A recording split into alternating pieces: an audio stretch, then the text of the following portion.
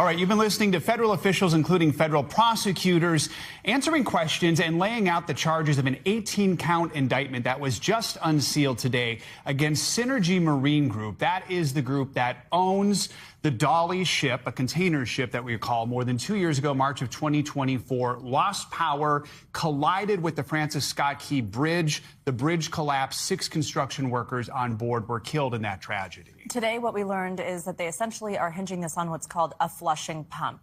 Prosecutors there are alleging that the ship lost power due to what was a faulty wire somewhere in the switchboard, came back, but then this flushing pump, which seems to be not the normal mechanism for supplying fuel to generators, does not automatically come back. It doesn't have this redundancy system.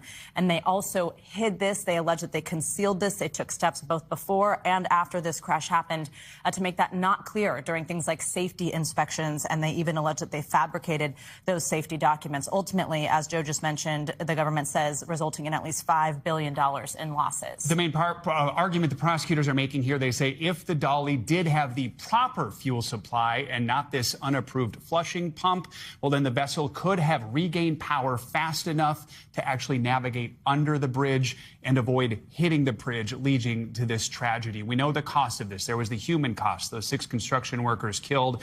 Also, just the economy cost. You talk about the waterway being shut down and hindered still to this day, as well as car traffic being hindered with the bridge down and out, and even now only a partial solution. The entire project to rebuild won't be completely done until 2030. Another interesting point made by prosecutors, they say there were actually 2 blackouts the day before. Prosecutors allege that those were not reported or investigated either. You might have heard our NBC News senior correspondent Tom Costello asking a couple questions while listening in on this news conference. He joins us now from Baltimore. Tom, walk us through these charges and the significance of them.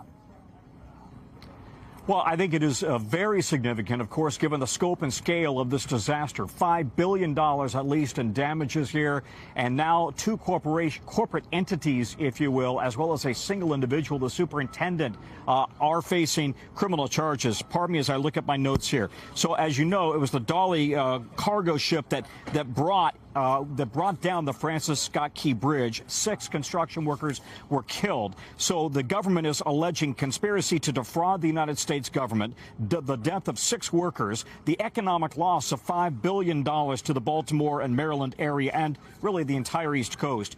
And accused here are Synergy Marine and Synergy Maritime, 2 corporate entities, one based in Singapore, one based in India. And then the Indian national, who is the superintendent on board. We heard that he is still, we believe, in India. He is not in U.S. custody. It seems to be an open question as to whether he might be brought in to the United States, might be extradited.